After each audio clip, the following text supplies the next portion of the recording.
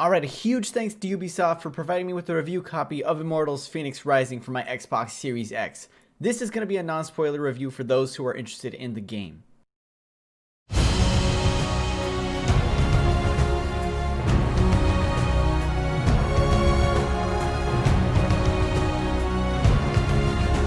Immortals Fenyx Rising is probably one of Ubisoft's most ambitious games as of late. The game is an open-world exploration game that takes place in a Greek mythological setting. Ubisoft is known for their open-world games in the past, such as the Assassin's Creed games and Watch Dogs. Immortals Fenyx Rising is without a doubt the most unique out of all of them.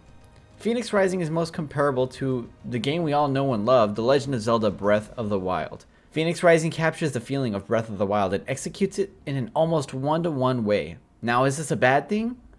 Tell me, if someone were to come up to you and told you that you look like Brad Pitt, would you complain? I didn't think so. This game seeps Breath of the Wild in almost every way. There are 4 stronger beings that you must save, and when you do save them, you get powers that are specially from them. Traversal that is exactly like Breath of the Wild, including swimming, climbing, and gliding. Hundreds of puzzles within the game that are solved by rolling a ball into a slot or putting a box on a button, and so much more. Now, looking at the game for what it is, I really enjoyed it. The story starts off introducing the gods Prometheus and Zeus, and the story that you are playing is the story Prometheus is telling Zeus. So, as you are playing, you will constantly hear lots of banter between the two, which I found very interesting and quite funny at times. Tethys, daughter of Gaia and Oceanus, god of the world's largest river, had their wedding in the very cave Fenyx had just entered. Together, they had 6,000 children. 6,000? That's way too many. Keep it small like me. I'm only at 54. That I know of, anyway. So responsible. It has a light-hearted story. Your character, Fenyx, and his shipmates were washed up by sea. Fenyx then discovers his shipmates have been somehow turned into stone, including his brother, who he looks up to the most, by the villain, Typhon.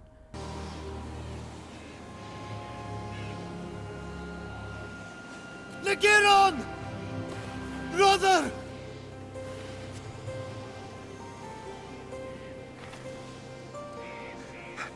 You've always been my hero, my North Star. I will bring you back. I swear it. He sets off on a journey to save his friends and defeat Typhon. During his journey, Fenyx meets many well-known Greek gods along the way, such as Hermes, the god of trade and luck, Aphrodite, the goddess of love and beauty, Ares, the god of war, and just a few others. The story itself took me about 20 to 25 hours to complete with minimal side exploration, and I have to say, it's a pretty solid story. The characters crack a lot of jokes and quite a few of them got a chuckle out of me. I might have helped.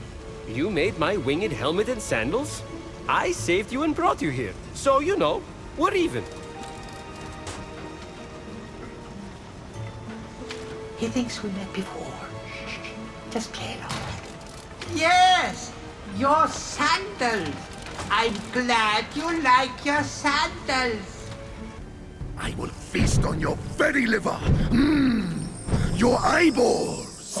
And last but certainly not least, your quaking, shaking little heart!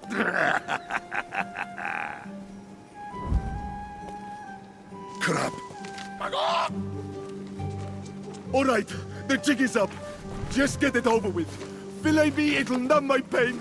Just do it! What? No, no! The ending was really nice and was surprisingly very interesting. At first, I didn't really like the design of the characters and like how they looked. Personally, I thought they looked just a bit goofy, like weird Disney character-esque looking vibes. And the voice acting was nothing too spectacular, but as I progressed through the story and I got to know the characters some more, I ended up actually really liking them. Since I mainly just beat the story mode, there is so much more to explore in the world. I can search for gems to use to upgrade my health bar and other minerals scattered around the world used to upgrade Fenyx's weapons, abilities, and even his armor. On top of all of that, there are still many side missions I have yet to do, so the replayability is really high. Now I'm going to talk about the game's mechanics. The way Fenyx controls feels really good. You can sprint, swim, glide, and climb, but as expected, you do have a stamina meter, meaning that once it depletes, your skills are hindered. You can get upgrades for his traversal, such as an upwards leap up mountains, dash while in water, and my personal favorite, the dash while gliding. There was really one flaw in the way that Fenyx controlled, and it occurs while climbing. I constantly found myself dropping off and latching onto any wall or any item nearby, which was quite annoying considering I was just simply trying to drop onto the floor. The fighting mechanisms in the game are really fun to play. You can use Fenyx's small sword for quick attacks to enemies, but if you want a stronger, beefier attack, then you can use his giant axe. Fenyx also has a bow and arrow, but get this! You can control the arrow! Woo! The combo system is actually quite fun, and once you get a feel for it, you can chain some nasty looking attacks that are just super satisfying. Fenyx can also parry incoming attacks, which gives you the upper hand in battle by opening up the enemy for an attack. And of course, you can unlock more upgrades that allow you to do more moves. My favorite minor detail in the battles is whenever you kill an enemy, they just go blasting off into the sky. It just looks really funny.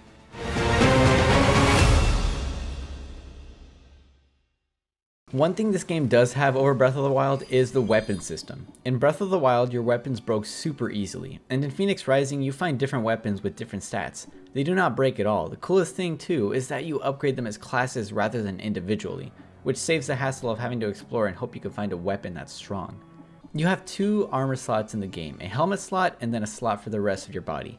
Each piece of armor has unique abilities, such as armor that increases your stamina bar, armor that increases damage as you stun an enemy, or even armor that increases your damage with your bow.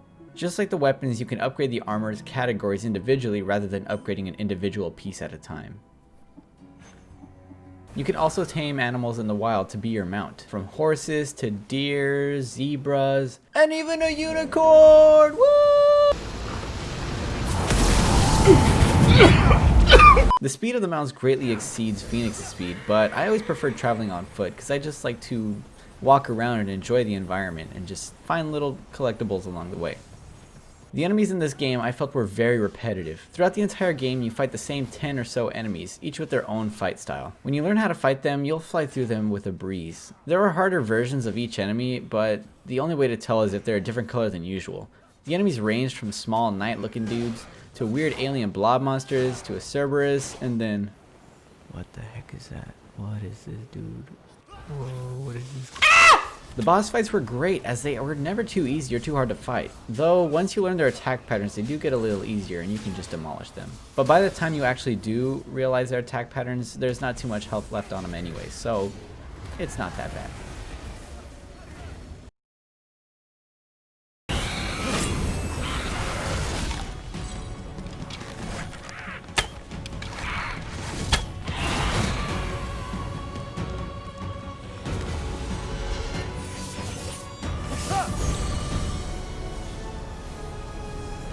Around the world are scattered vaults. These vaults are Fenyx Rising's equivalents to the shrines in Breath of the Wild.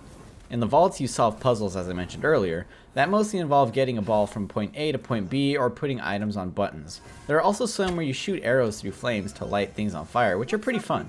Who designed that entrance? A circus performer? A magician? In these vaults you can find hidden chests that give you currency to upgrade Fenyx, or even pieces of armor.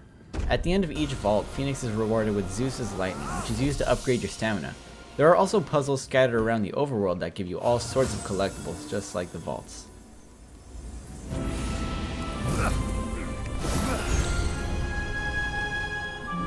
As for the visuals, I thought the game looked stunning. It's a very pretty looking game.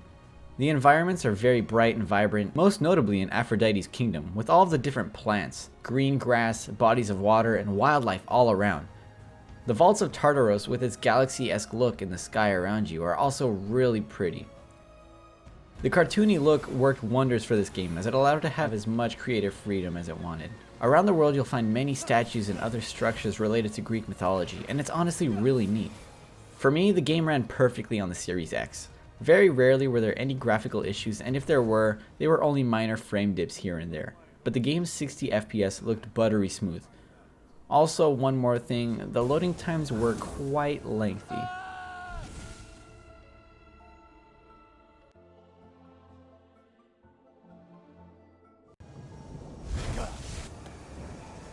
In the end, I really did enjoy the game, and I think it's a must play for anyone who loves open world games.